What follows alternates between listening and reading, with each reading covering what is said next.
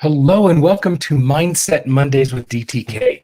This is episode number 181 in an ongoing series of live broadcasts designed for folk with a growth mindset or folks who want to develop one. Most importantly, it's designed for folk who already understand that the way to get better at doing what you do is to get better at being who you be.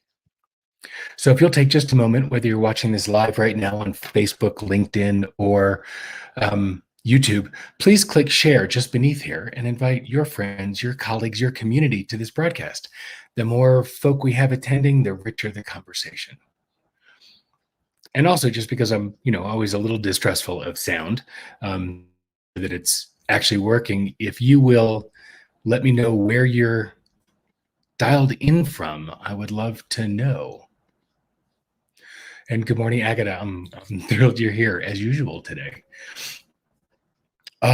Wow. So this has been an interesting one. I ran across this quote from Leo Rosten, and it's funny because it's one that's constantly misattributed. In fact, you've probably heard of the quote and heard that it was Ralph Waldo Emerson. It's not. So I went digging on this one because I'm really super curious about it.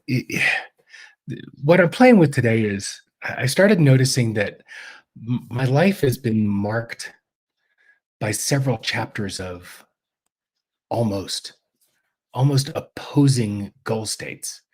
There are times where I was relentlessly attentive to my impact or really focused on being useful or mattering. And then there were other times where, often in response to a single-minded pursuit came the chapters where the theme was solely about being happy. What came up for me is I don't know which one was right and which one was wrong. I mean, I guess the real question is which one served in the moment. Yeah. But what came up with American humorist Leo Rosten. He's the one who really shared this quote originally. He couldn't imagine that purpose of life was merely to be happy. He said the purpose of life is to matter, to count, to stand for something, to have it make some difference that we lived at all.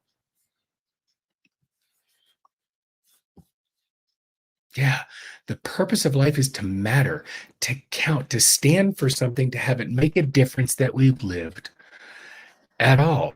And no, this is not this broadcast is not going to turn into an anti-hedonic rant. I'm not saying that happiness shouldn't be our primary focus or a primary focus. On the other hand, I can't imagine a world where it's healthy for one to be solely dedicated to one's own happiness. Nor can I imagine a healthy world where one's expected to live service before self life. Yeah, and this pokes at the myth of altruism. There's a rant that I am prone to go off on when people talk about altruism and how not just real it is, but important it is. And they always hold up Mother Teresa as the example. And if you're interested, private message me. I would love to have a conversation with you about it. It's led to some fascinating conversations with those who are of faith and those who are not. And I'd love your opinion on it. Look, in my world, this is not an either or challenge. My tendency is always when somebody says, would you like A or B, is to say, yes, I'll have both. But this is an incredible example of yes and. Right? The purpose of life is to matter, to count, to stand for something, to have it make some difference that we've lived at all.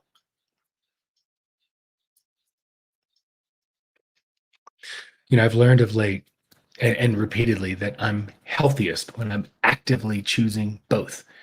And importantly, that I'm doing it simultaneously and unapologetically. The idea of holding on to my happiness,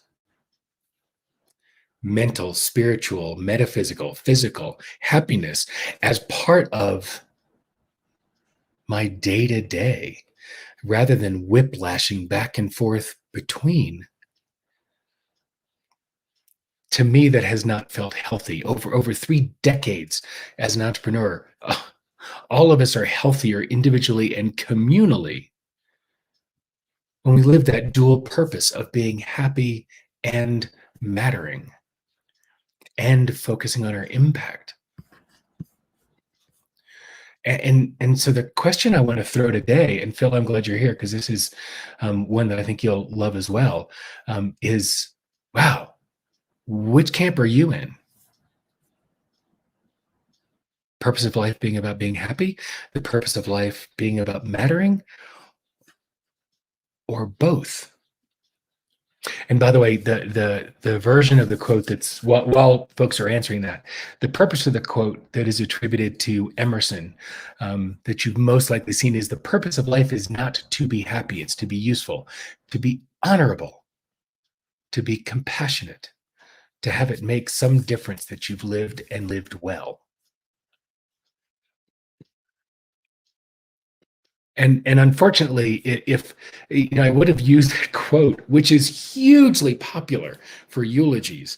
It's amazing when you look it up how many of the places you find it online are used for people's eulogies. And it's not accurate. It was constructed for him and after it posthumously. And it was ripped off of Leo Rosten's quote.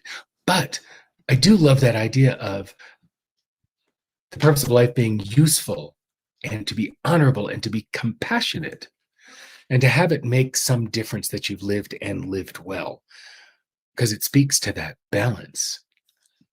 I wish it said the purpose of life is not solely to be happy. In Rosten's quote, it is to matter, it is to count, it is to stand for something and have it make some difference that we lived at all.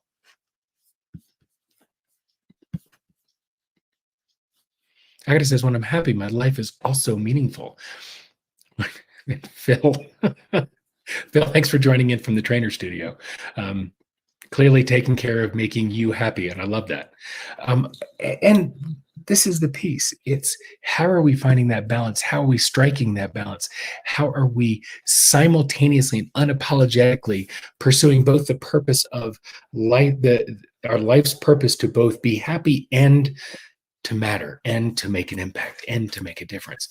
And so that's the opportunity now to play with this week. I got to think we're in the second week of August already. This says, my happiness derives from my productivity, contributions, and accomplishments. It all matters. I love that, being able to stitch that all together. And this is the playground for you for this week and for the coming weeks as we scream towards the end of summer, is to look at living that dual purpose, playing with both being happy and mattering, counting, standing for something, making a difference that you lived and lived well. So I hope you'll take that this week. And as Phil says, the more meaningful your life, the happier you'll be. So I challenge you to take this with you this week and look at how you can pursue that dual purpose in your world this week. And until then, I'll see you next Monday. Be well.